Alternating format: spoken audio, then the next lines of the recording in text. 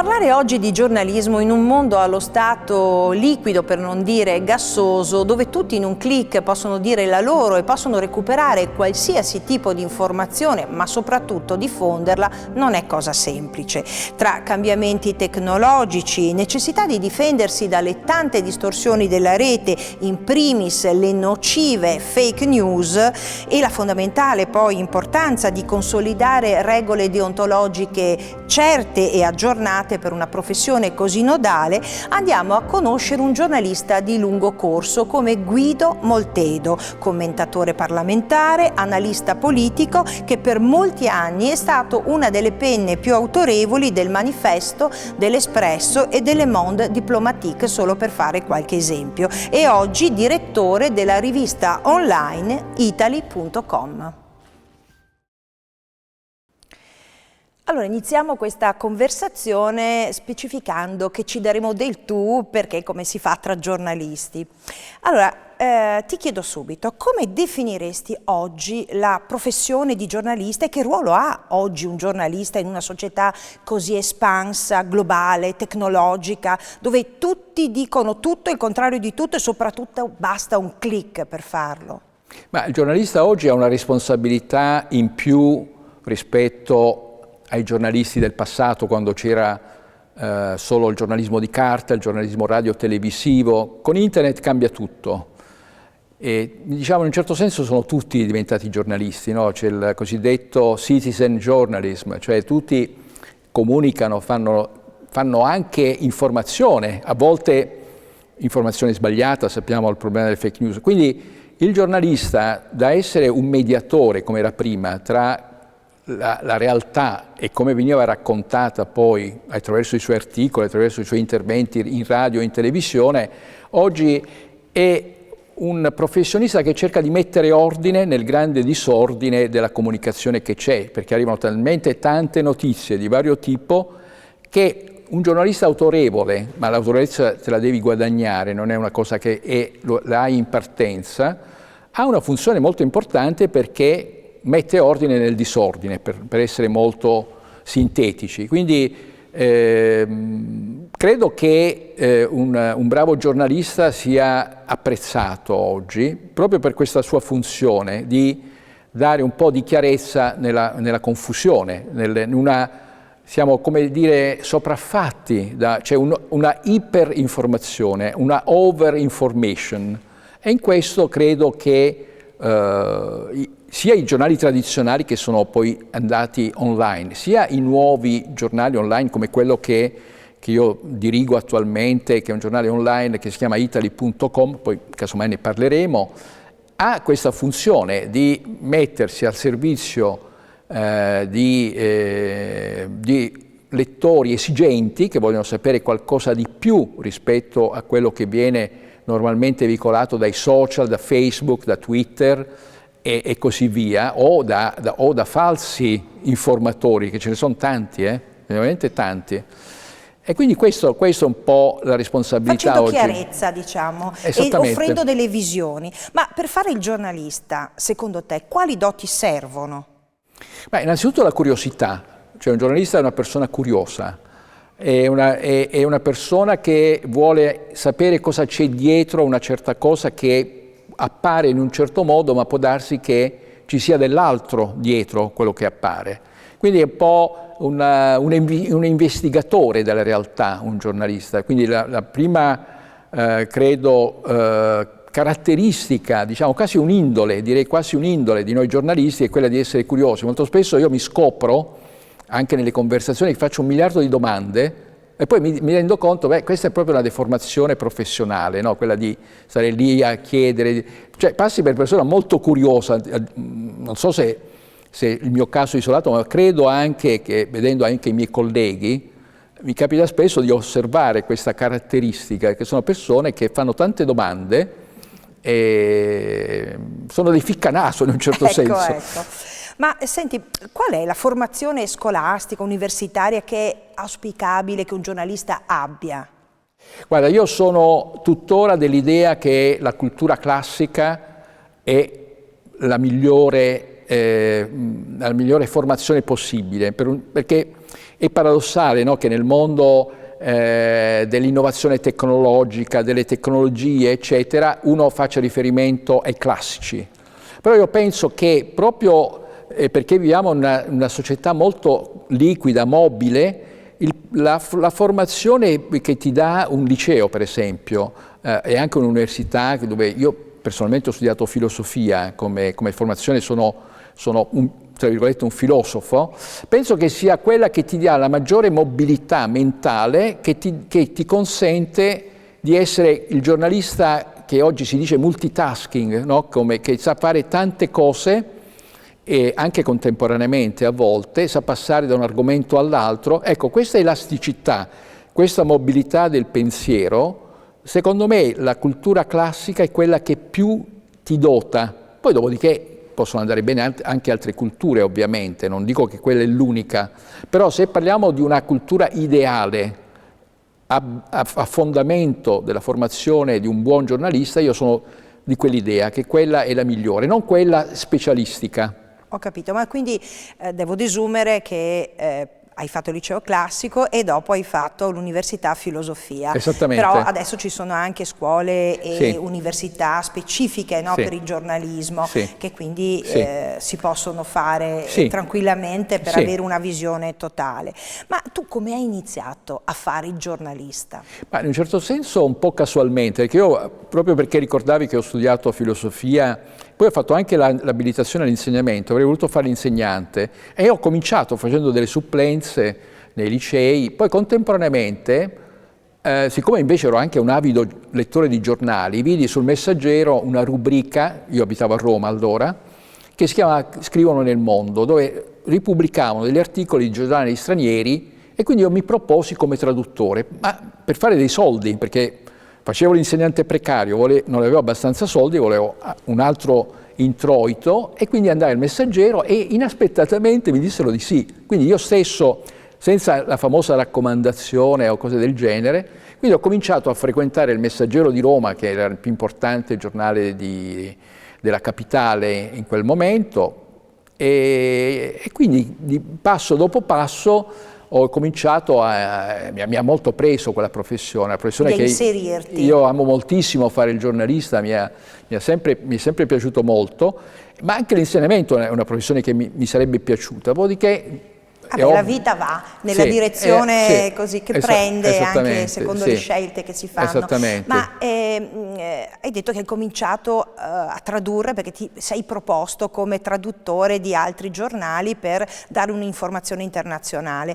Ecco, allora è importante sapere più di una lingua, secondo te, per chi fa il giornalista? Ma è importante dire poco, secondo me. Oggi sapere l'inglese e anche possibilmente sapere l'inglese scritto è un requisito molto importante, lo diventerà sempre di più perché molti articoli, cioè i giornali già adesso hanno una parte abbastanza consistente di articoli in lingua inglese, ma anche la formazione, tu per fare una formazione professionale la puoi fare in Italia ma la puoi fare anche negli Stati Uniti e devi sapere l'inglese per far questo.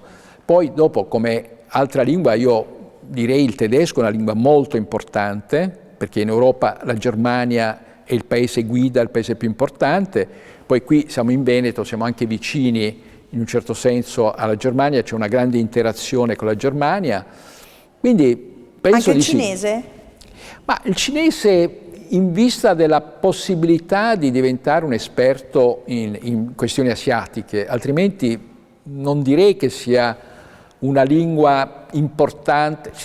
Sì, certo. Ho visto il numero della popolazione cinese e la preponderanza economica che stanno assumendo, forse il cinese, ma se vuoi anche l'arabo, no? Anche l'arabo, sono lingue così diffuse, così importanti. Ma è fondamentale intanto sapere un buon inglese. Assolutamente sì. Prima parlavi di multitasking, di preparazione che diciamo la formazione classica dà per aprire la mente e soprattutto per essere multitasking, cioè aperti a tutti i campi. Ecco, cimentarsi per un giornalista che sta iniziando a fare diciamo, il suo mestiere in tanti settori diversi, in tanti media diversi, è fondamentale? Beh, di fatto sì, perché oggi anche se tu cominci in un giornale di carta e sei una persona di una certa età, ti viene chiesto comunque di appropriarti di nuove tecniche di comunicazione, che può essere il video. Adesso per esempio poi con il remoto molte cose vengono fatte in quel modo lì, quindi devi essere capace sia di scrivere un articolo, sia anche eventualmente di fare una sua versione in video. Certo, come secondo me chi fa televisione si capisce subito se ha fatto una palestra in radio. La radio è fondamentale per fare televisione, no? Per scioltezza di parole, eccetera. Senti, la regola d'oro, torniamo al giornalismo scritto, la regola d'oro della scrittura in un articolo secondo gli anglosassoni è quella delle 5 Why: who, what, where, when, why, chi, cosa, dove, quando, perché. Secondo te vale ancora oggi questa regola? Ma sì, io penso di sì. Guarda, io vedo che nel giornalismo italiano c'è più l'idea di scrivere gli articoli in un certo modo letterario, diciamo. Quindi a volte tu hai anche degli attacchi, come si dice in gergo giornalistico, quindi la parte iniziale di un articolo, in cui non si entra subito nel merito, perché si fanno perché è come se fosse più incoraggiata la bella scrittura. Io sono invece della scuola più anglosassone, penso che un lettore, poi oggi il tempo a disposizione è pochissimo, quindi tu quando leggi un articolo devi subito sapere di che cosa si tratta, quindi dove, quando, come, perché. Cioè quindi questi requisiti per me sono assolutamente importanti oggi più che mai, soprattutto nel giornalismo online, perché chi legge oggi ha pochissimo tempo, quindi a maggior ragione tu devi offrire subito la possibilità a chi legge di capire di che cosa si tratta, di che cosa stiamo parlando.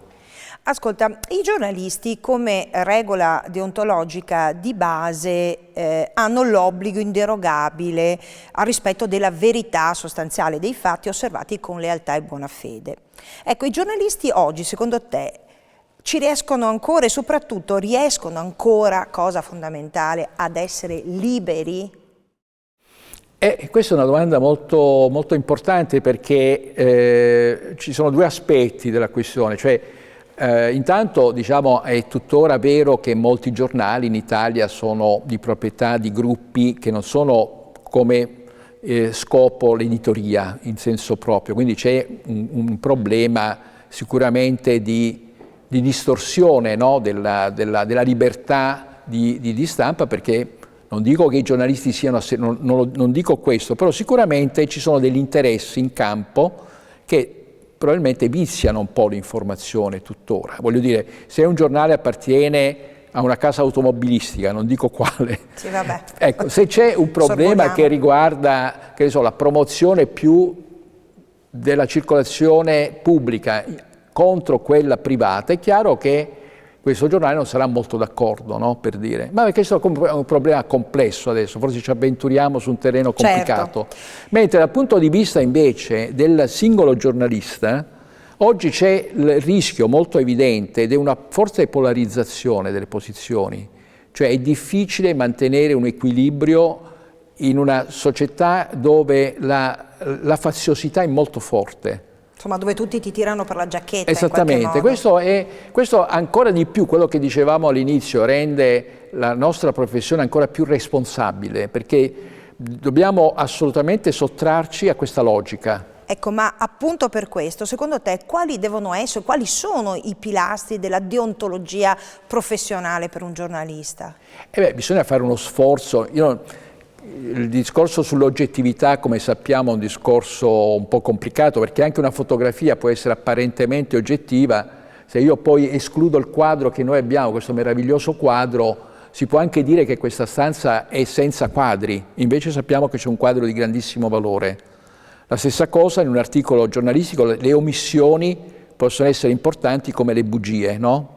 Quindi lo sforzo che bisogna fare è di fornire a chi legge tutti gli strumenti per capire l'argomento di che si sta trattando. Bisogna essere molto onesti, bisogna avere una grande onestà, di avere l'onestà di trasmettere delle cose vere. Insomma, è come un commerciante non può vendere una cosa sottraendo il peso o aumentando il peso, cioè non può fare queste cose. Anche noi abbiamo questa responsabilità. Una delle esperienze più lunghe e più importanti della tua carriera è stata quella per il Manifesto. Cosa ha significato lavorare in un giornale così particolare e unico nel suo genere? Ma io sono stato attratto dal Manifesto, prima dicevo che ho cominciato al Messaggero con grande giornale, cioè aveva 250-300 giornalisti. A un certo punto mi è capitata questa occasione di lavorare al Manifesto, invece una cooperativa di giornalisti, una cosa abbastanza rara nella stampa italiana. Come dicevo prima, molti giornali sono proprietà di gruppi industriali o di altro genere, mentre il Manifesto, pur avendo delle posizioni politiche molto nette, ma non era quello che a me interessava, a me interessava la sua natura di cooperativa. È come lavorare in una bottega artigiana invece che in una grande industria. Quindi c'è una capacità di avere tante mansioni, tante capacità anche di confronto tra i giornalisti. Se tu vai in un grande giornale, fai il tuo lavoro ed è abbastanza parcellizzato. Oggi ancora di più lo è. Oggi ancora di più lo è. In un piccolo giornale, un po' come ho detto artigianale, c'è la possibilità invece di avere proprio il senso di fare un giornale. Questa è la cosa molto bella di un piccolo... E anche di sperimentare tanto la cucina, cioè proprio la gestione, l'organizzazione del giornale. Sì, esattamente. Cioè, uno degli aspetti molto importanti del nostro mestiere, non è, tutti pensano che la cosa più bella è scrivere un articolo, ed è vero, però è quasi altrettanto bello fare l'editing dell'articolo di un collega, cioè passare, come si dice in gergo, un articolo, quindi titolarlo, migliorarne la forma, casomai a volte lo devi riscrivere da capo perché ti arrivano degli articoli il cui contenuto è molto buono, però la forma non è altrettanto buona. Allora quel lavoro lì di cucina, come si dice in gergo, o di desk, come per usare una parola inglese, è un lavoro che formativo. Molto, perché vedendo anche i pregi e i difetti degli articoli che tu passi, impari tantissimo. Non sarà la tua scrittura, però impari come può essere una buona scrittura. Allora voglio sapere una cosa, l'articolo più importante, quello che insomma più ti ha emozionato nella tua lunga carriera, che hai scritto, qual è stato? Proprio in estrema sintesi. Beh, sono tanti, però paradossalmente è un articolo che non è né di politica, perché io mi sono occupato molto di politica, né di politica internazionale, ma è l'incontro con un grande del cinema americano, Lee Strasberg, che è il padre dell'Actor Studio ed è il maestro di tutti i grandi attori americani, da Paul Newman, Marilyn Monroe, a Dustin Hoffman. Lo incontrai per caso, attraverso comuni amici, a Los Angeles, a Hollywood, perché per un periodo ho vissuto a Los Angeles, molti anni fa ormai, e la cosa buffa fu che io sapevo, siccome era un'occasione, sapevo che questo era un grande, anche se non è conosciuto da chi va al cinema, però chi sa di cinema sa che è un grande. Gli addetti ai lavori. Insomma, io non sapevo nulla di lui, quindi andai da lui e cominciai a fare un'intervista di cui mi vergognai all'inizio, perché lui capì subito che io non sapevo niente. Però paradossalmente, proprio per questo motivo, ecco qui che ti soccorre il liceo classico, almeno ho la pretesa di pensarlo, insomma, ho montato, diciamo, una conversazione in cui lui fu molto coinvolto e venne fuori una cosa bellissima. È venuta fuori l'anima. Sì, cioè è il vero Lee Strasberg, perché lui è una persona molto chiusa, molto... insomma, mi venne bene, per fortuna, non per merito, per fortuna.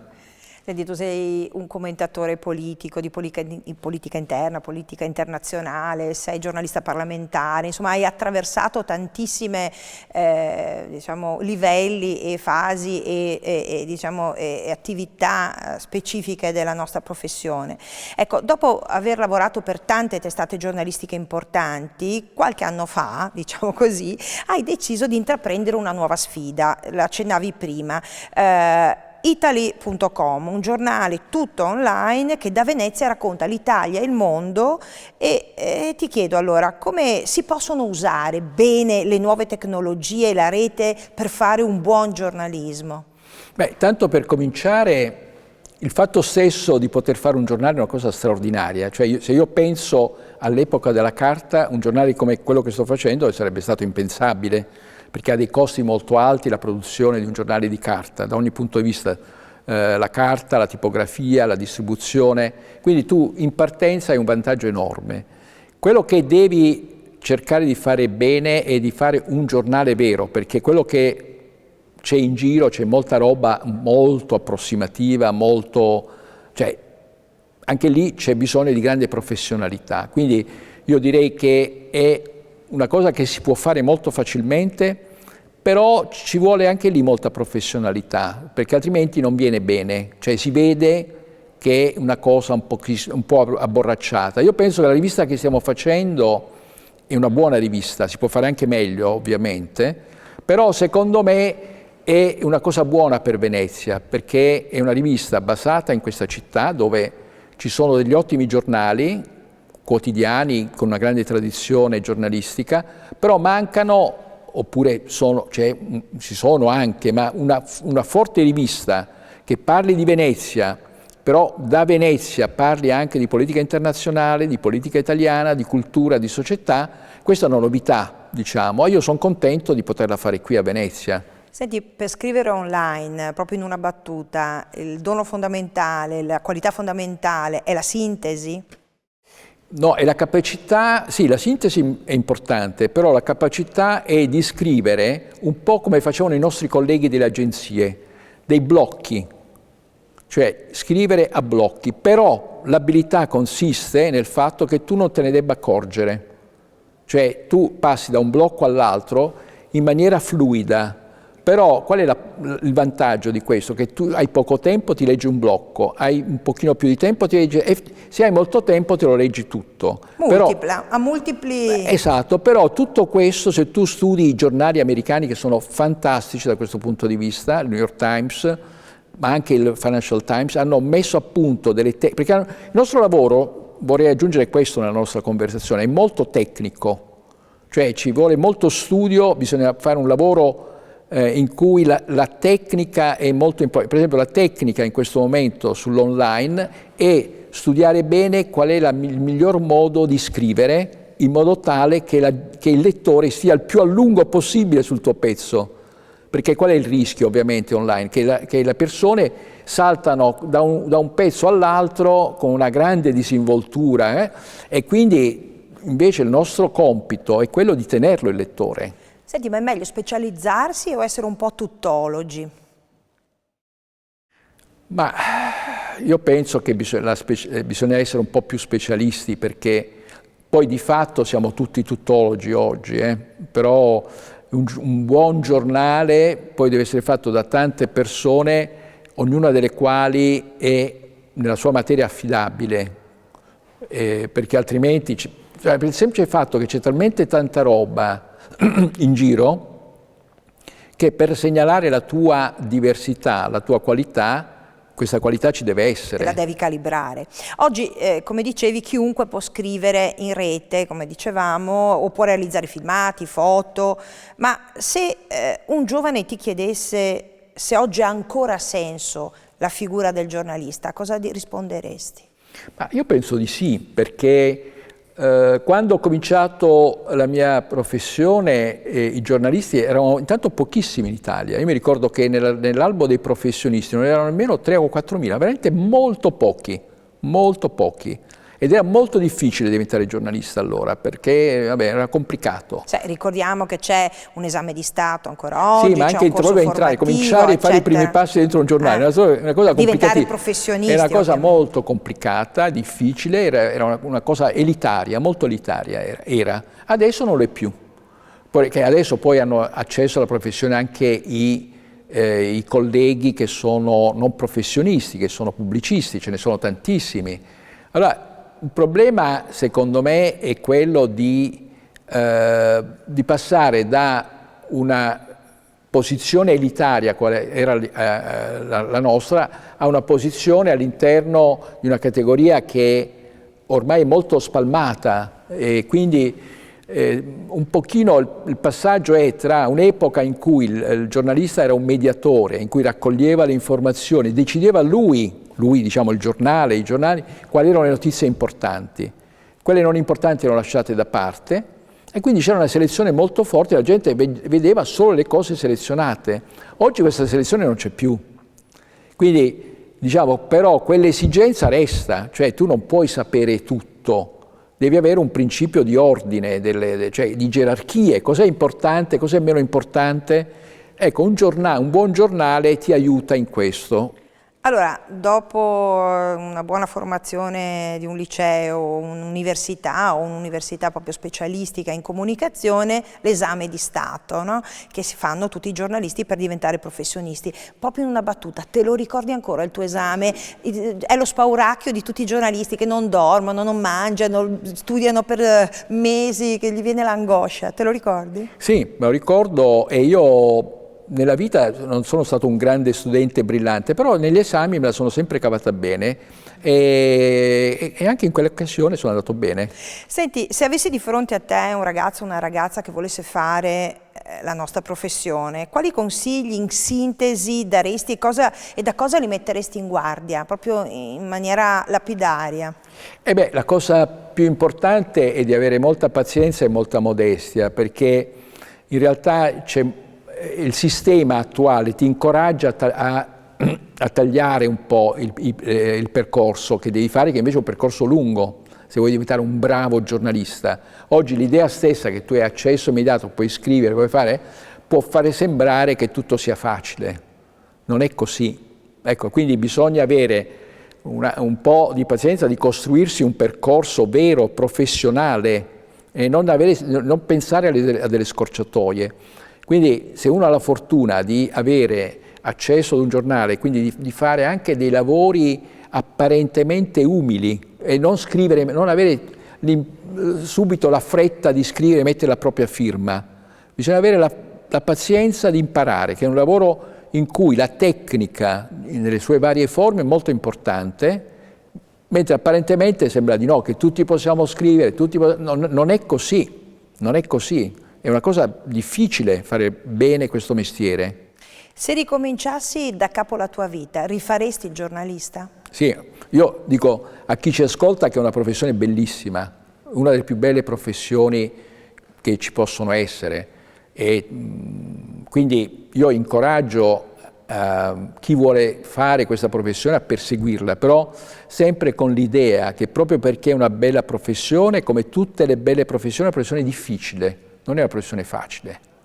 Anche a me mi sarebbe piaciuto se dovessi rinascere e fare il pianista, ma so che per fare il pianista è una delle cose più difficili che ci possono essere. Non puoi strimpellare. Ecco, nel nostro lavoro noi non possiamo strimpellare. Dobbiamo fare musica. Dobbiamo fare la musica vera, dobbiamo suonare. Se si suona il pianoforte bisogna saperlo suonare bene. Oggi si strimpella troppo e si fa troppo poco il piano o un altro strumento se volete, ma questa è, diciamo, la regola d'oro.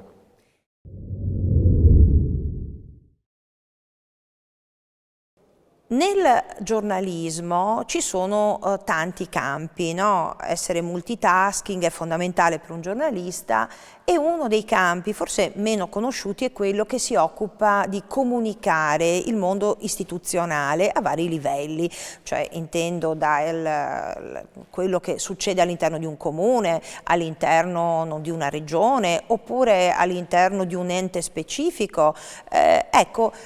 Un'esperienza fondamentale che tu hai fatto come giornalista è proprio quello di comunicare la vita istituzionale del Comune di Venezia. Com'è stata come esperienza?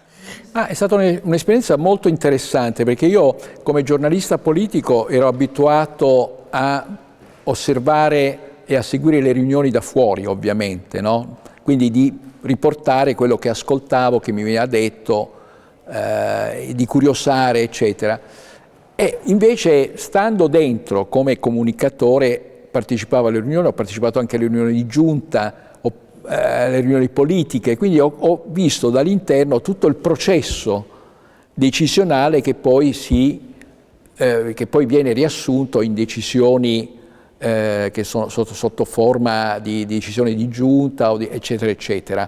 Quindi questa, da un punto di vista giornalistico, è un'esperienza estremamente interessante, proprio vedere dall'interno i processi decisionali. Quindi quella è un'esperienza che secondo me molto importante per chi fa il nostro mestiere, anche se spesso viene considerato come un giornalismo di serie B dal punto di vista professionale rispetto a quello che si fa dentro i giornali. Secondo me è sbagliata questa idea. Sono giornalisti che fanno due mestieri diversi ma altrettanto importanti. Soprattutto oggi, cioè nel mondo di oggi, tutte le imprese, i soggetti istituzionali, anche qui l'Ateneo, tutti noi comunichiamo qualcosa, ci dobbiamo organizzare la nostra comunicazione. Non siamo più come Ateneo, come Comune di Venezia, come impresa, solo oggetto della curiosità e dell'indagine dei giornalisti che poi riferiscono o ci limitiamo a dei comunicati stampa come si faceva una volta. Oggi un sito ben fatto come quello del Comune di Venezia, che io contribuì a costruire in maniera molto moderna e innovativa, poi dopo ci sono state ulteriori evoluzioni ovviamente, aveva dato modo al Comune di comunicare tante cose che prima dovevano essere fatte necessariamente dalle televisioni, dalla stampa locale. Molte cose tu non avevi manco bisogno di comprare il gazzettino, li potevi leggere direttamente sul sito del Comune. Questa è stata una grande rivoluzione. Quindi tu credi che adesso le istituzioni dovrebbero dotarsi di organi, tra virgolette, di, non so se si possono definire informazione, ma di comunicazione per tenere aggiornate non solo, diciamo, i cittadini, ma anche proprio per fare una propria lettura delle cose e offrire proprio con chiarezza, no? Anche trasparenza i propri meccanismi? Penso proprio di sì, ma già lo fanno in realtà, perché una grande impresa come l'ENI o piuttosto che loro già fanno dell'ottimo giornalismo diciamo informativo sulla loro attività, ma non solo su quello, così come un comune importante come Venezia è logico che deve fare sempre di più una comunicazione anche in lingua inglese, per esempio, per comunicare la città al mondo. Quindi è un vero e proprio giornalismo come lo farebbe un giornale qualsiasi. Senti, ma Venezia, che è una città straordinaria, no? Conosciuta in tutto il mondo, forse è la città o una delle città più difficili da comunicare, perché si dà tanto per scontato e contemporaneamente si anche tralasciano delle cose fondamentali. È come, non so, la pietra filosofale, molto difficile, anzi impossibile da definire, trovare e capire, e spesso anche dove tocca, no, produce oro, no, perché è talmente, diciamo, vabbè, adesso siamo in tempi di pandemia, le cose sono più complicate e difficili per tutti, ma è una città che è sempre stata, no, negli ultimi decenni clamorosamente al centro di tutto, no, come poche città al mondo. Una cosa che accade a Venezia si comunica facilmente ovunque, ma paradossalmente, dicevo, è anche difficile riuscire a trattarla in maniera equilibrata, in maniera anche in modo da proteggere questa città e non far sì che venga troppo sfruttata, farla leggere in maniera corretta. Tu che sei un esperto di comunicazione e soprattutto sei un giornalista di lungo corso, come si deve comunicare Venezia? Come si può comunicare Venezia oggi? Ma io credo innanzitutto dobbiamo comunicare le opportunità positive che ha la città, perché sulle criticità, sui problemi è chiaro che viene detto moltissimo, giustamente, perché i problemi non mancano qui. Però il mio timore è che questa attività di denuncia anche delle cose che non vanno, dall'overtourism al problema ambientale, eccetera, tutti i problemi che chi vive a Venezia conosce benissimo, però non deve fare velo sul fatto che Venezia ha delle grandissime opportunità per chi volesse insediare un'attività qui a Venezia, che è un posto, anche tra l'altro se noi pensiamo anche a questa esperienza che stiamo vivendo in questo periodo storico dello smart working, cioè se noi pensiamo, no, le opportunità che può dare Venezia a dei nuovi insediamenti di persone che vengono a lavorare qui a distanza, E questa è una cosa eccezionale, è una cosa meravigliosa per grandi aziende che possono essere anche in Australia, se vuoi, che possono mettere un proprio ufficio qua dove la gente lavora a distanza. Cioè, per dire, ora sto fantasticando, però neppure tanto, perché effettivamente queste opportunità ci sono. Cioè, quello che è mancato finora, soprattutto negli ultimi 20 anni, è proprio una narrazione, come si dice, di una città che ha dei grandissimi punti di forza. L'ha sempre avuti Venezia. Tra l'altro la storia di Venezia ci insegna che è una città che ha saputo trasformare le proprie criticità in opportunità. Il fatto di essere una città d'acqua, la laguna, tutte cose in apparenza sono degli handicap per una città, no? E il suo isolamento dalla terraferma. Questo ha consentito a Venezia di avere una storia di splendore per diversi secoli, proprio questo. Ora noi dobbiamo recuperare soprattutto questa capacità di ridare a Venezia questo suo splendore, e le ha tuttora queste possibilità. Soltanto che noi che viviamo qui siamo assillati dall'ansia di una città che si sta spopolando, da una città che sta diventando a monocultura turistica, tutte cose vere. Non dico che non siano vere, però non possiamo limitare la comunicazione della città, perché altrimenti è anche una profezia che via via si autoavvera, perché se noi raccontiamo solo delle disgrazie, chi mai sarà interessato a venire qui? Quindi dobbiamo, tra virgolette, promuoverci meglio, comprenderci meglio nelle tutte le potenzialità e soprattutto fare rete, essere più coesi, no? E soprattutto quello che secondo me manca tanto, la capacità di come dire, collazionare, raccogliere, confrontare idee nuove per questa città e lanciarle, avere anche il coraggio di lanciarle, no? Ci vuole questa forza propulsiva.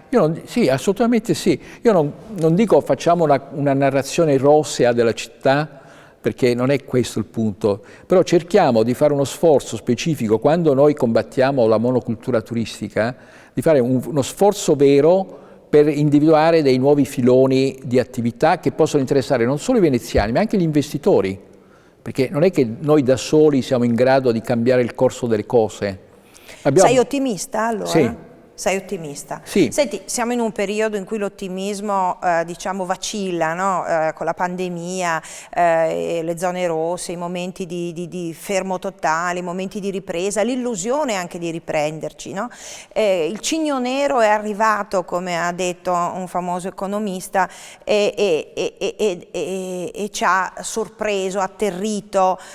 Intanto ti voglio chiedere se sarà poi tutto come prima o non saremo più come prima, innanzitutto. Ma io sono combattuto su questa, perché io stesso mi pongo continuamente questa domanda, come credo ciascuno di noi si pone questa domanda. A volte penso che un minuto dopo torniamo a quella che può sembrare una normalità, quello che abbiamo vissuto sarà dimenticato, come molto spesso accade nella natura umana, che le cose brutte cerca di rimuoverle. Oppure tante cose, senza che ce ne siamo accorti, sono entrate nella nostra testa. Per esempio quello che dicevo prima del lavoro a distanza, che molti oggi deprecano come una terribile cosa, pensiamo alla DAD o ad altre cose che sono state uno stato di necessità. Bisogna vedere per esempio da lì cosa viene fuori. Può darsi che vengano fuori delle cose molto interessanti. Non dico che cambierà il mondo perché abbiamo fatto lo smart working, però sicuramente è una di quelle cose che sicuramente genererà altre forme di socialità, di comunicazione, di interazione. Prima dicevo appunto della possibilità che una città come Venezia possa diventare la sede a distanza di tanti lavori. Perché no? Cioè, quando noi abbiamo pensato in passato, mi ricordo già quando lavoravo al Comune di Venezia, c'era l'idea come facciamo ad attrarre delle persone che vogliono investire qui. È sempre stato un discorso che si è fatto a Venezia, no? Però poi per un motivo o per un altro non si è potuto realizzare, no? Ecco, adesso probabilmente non avrebbe dei grandi costi per un'impresa mettersi qui, perché cioè, tu puoi fare 3-4 uffici, poi gli spazi a Venezia non mancano, e poi proporre a delle imprese che facciano un insediamento imprenditoriale qui, per dire. Cioè, quindi delle possibilità nuove ci possono essere. Quindi da questo punto di vista ci saranno delle novità dopo la fine della pandemia che noi in questo momento non siamo in grado di prefigurarci. Però Quindi sicuramente ci saranno. Quindi tornando al giornalismo, alla tua professione, anche a tutte le possibilità che la rete in questo periodo di fermo ha moltiplicato, tu credi che dovrebbero nascere nuove forme di comunicazione per questa città, di informazione per questa città, che si potrebbero, insomma, un po' come erano, se ricordi, le famose TV o radio private degli anni 70-80, no? Che nascevano come funghi, quasi una comunicazione cittadina, provinciale, regionale, che possano nascere delle forme di comunicazione anche per parlare in maniera diversa di Venezia, ma anche di tutte le altre città d'Italia e del mondo, in maniera di fare rete, di parlarci anche tra esseri umani in maniera più diretta, più forte, anche più vera. Ma io lo auspico. Però accanto a questo, che sicuramente secondo me tra l'altro sta avvenendo in un certo modo, però anche auspico anche che si creino dei nuclei, diciamo, di informazione e di formazione di qualità. Questo è molto importante, perché sai, se è tutto un po' come dire spontaneo, lo spontaneismo va bene ma fino a un certo punto, poi a un certo punto bisogna anche introdurre degli elementi di professionalità, che secondo me è un po' una pecca della città. Cioè, noi abbiamo delle eccellenze a Venezia, come può essere la Biennale, come possono essere l'Ateneo e altri istituti, però a parte il fatto che secondo me si fa poca rete tra queste istituzioni, invece bisognerebbe che se ne fosse di più, di questa collaborazione, fare rete, ma secondo me da una città come Venezia uno si aspetta molto di più. Cioè, se uno pensa alla storia di Venezia, cioè, voglio dire, uno dice, ma non siete degli eredi molto degni di questa storia? Un po' sì, un po' no, un po' sì, un po' no. Insomma, bisogna darsi da fare. Sì. Ascolta, chiudiamo con una domanda. Se tu ti dovessi augurare, no, per questa città, per Venezia, e anche così con un taglio aperto alla comunicazione, all'informazione, una cosa positiva, una cosa per il futuro, cosa ti auguri? Ma io mi auguro che Venezia, perché ha le possibilità di farlo, torni a essere una città molto importante sulla scena internazionale, perché ha veramente tutte le caratteristiche per esserlo, perché nel mondo che si sta prefigurando, una città con le caratteristiche di Venezia è una città che molti vorrebbero costruire da zero, cioè un'utopia di città oggi è Venezia, ma c'è già, esiste. Cioè qualsiasi persona vorrebbe una città sostenibile, senza automobili, dove la gente si incontra, una città a misura d'uomo. Ecco, noi lo diciamo spesso, noi che ci viviamo qui, che abbiamo questa fortuna, e ci dispiace che sia un po' ferita da una cattiva gestione, non parlo della politica, ma in generale, no? Che non è, cioè in particolare... Dobbiamo tutti gestirla meglio, esattamente, no? Tutti noi dobbiamo... Quindi, quando pensi alle possibilità che questa città ha nel mondo di oggi, dove le aspettative sono queste, no? Dell'ambiente, della misura umana, e della possibilità di recuperare le relazioni tra persone, e abbiamo capito l'importanza adesso con questo fatto di essere tutti reclusi dentro casa. Noi che abbiamo vissuto a Venezia questo periodo siamo stati fortunati in un certo senso, perché uscivamo e trovavamo la nostra città anche a misura di veneziani. In altre città è stata una cosa terribile, l'idea che sono città costruite intorno all'automobile, senza le quali diventano città terribili proprio, no? Tu ti rendi conto che la vita che hanno sviluppato fuori Venezia non è una vita a misura d'uomo. Noi qui ce l'abbiamo già. Bisogna solo magari raccontarla meglio bisogna fare in modo, e darci da fare. Sì, appunto, uscire fuori da queste che anche le mie sono un po', come dire, una narrazione un po' così rosea, però secondo me ha un fondamento.